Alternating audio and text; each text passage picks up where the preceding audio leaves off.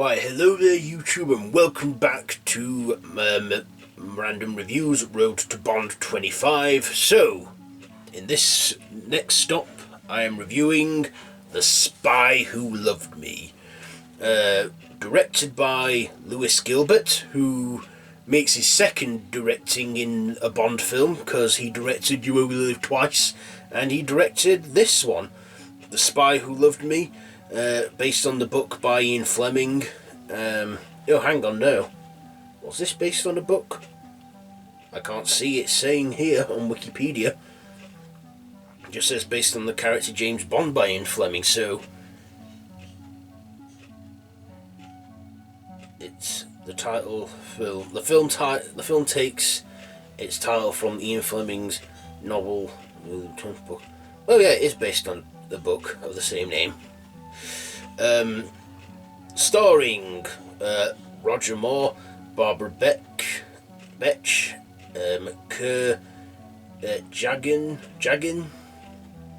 and Richard Kiel as Jaws.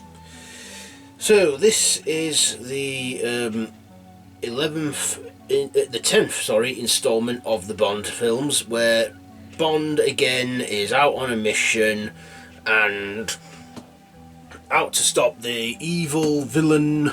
What's his name? What's the villain's name?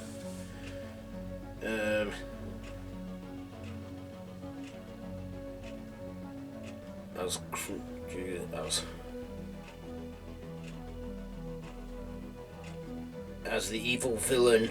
Yeah, the evil villain Carl Stromberg, from doing this big missile crisis with the submarine, and he has the bodyguard Jaws, who we all know is iconic for his big steel teeth, played by the late Richard Kiel. So yeah, let's get to my likes and dislikes on this one. So, Rodger Moore, his third outing as Bond. Did I like this one? Yes. Did I like it as much as the others? I liked it a little bit more than Live and Let Die, but I didn't like it as much as The Man with the Golden Gun. I still loved Moore's performance in this. At this point, Rodger Moore just won me over as Bond, and I loved him as his character. I also loved the Bond girl in this, played by Barbara... Bitch, is it? Yeah. Anya Amsova. She was great in this as the Bond girl. I also loved our villain in this. I mean, I can't remember much about him, but he wanted to trigger World War III with his plans. Yes, World War III. Could you imagine the hell that would have been caused on that? I also like the character of Jaws. Jaws, as I've said already, is and he actually appears in more than one Bond film. He actually appears in The Spy Who Loved Me and Moonraker. Moonraker, I think, is a better one, but we'll get to that next. But yeah, I like the performances in this, and I like the story, as I like the cinematography and the score. The song, Nobody Does It Better, which was the theme song for this one, was a bit too romantic-y for me, too much romance for me, but Rodger Moore was the romantic Bond. I mean, I watch it for the action and the thrills and the adventure, Bond fighting the bad guys, getting the women, but, there's nothing wrong with this, having a bit of romance every now and then.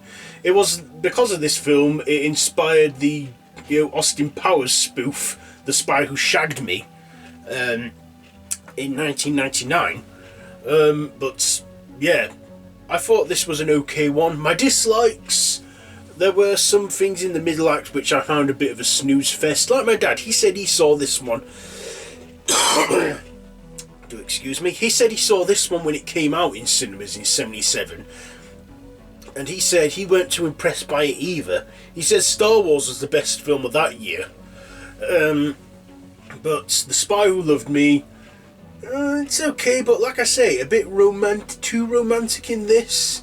There's definitely a lot more drama in this than spy action, but it's still okay, just not one of my favourite Bond films.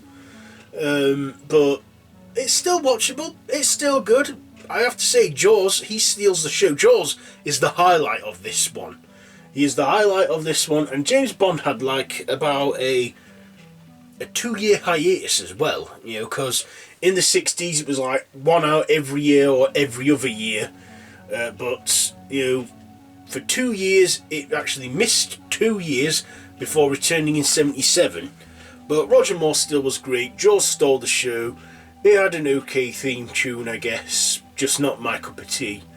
So yeah, my final thoughts on ratings. Do you know what, I'll give this a 3 out of 5 because it was good, just not as brilliant as the others. Not one of my favourite Rodger Moore films, but still a good one. So yeah, 3 out of 5 for The Spy Who Loved Me. So yes, have you seen this one? Let me know down in the comments below. You can watch this whole series so far on my channel. If you like this video, be sure to give it a big thumbs up. I have a horror channel and a Who channel. You can check those out in the cards above or down below in the description.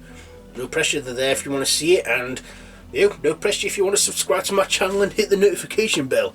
It would mean a great deal to me if you did. And yeah, anything else? I'm getting close to hitting 400 subs, so you know, that's something.